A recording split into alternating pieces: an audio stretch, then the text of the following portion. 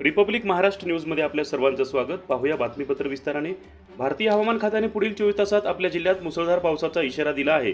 तरी आषाढी वारी करण्यासाठी जे वारकरी आले आहेत त्यांनी इंद्रायणी नदी भरून वाहत असल्यामुळे कोणीही वारकरी आंघोळ करण्यासाठी नदीकडे जाऊ नये, लहान मुलांना सांभाळा व सर्व भाविक भक्त सतर्क राहावे, शासकीय यंत्रणेकडून देण्यात येणाऱ्या सूचनांचे पालन करावे असे आवाहन प्रशासनाकडून करण्यात येत आहे। रिपब्लिक महाराष्ट्र न्यूजसाठी पुणे प्रतिनिधी।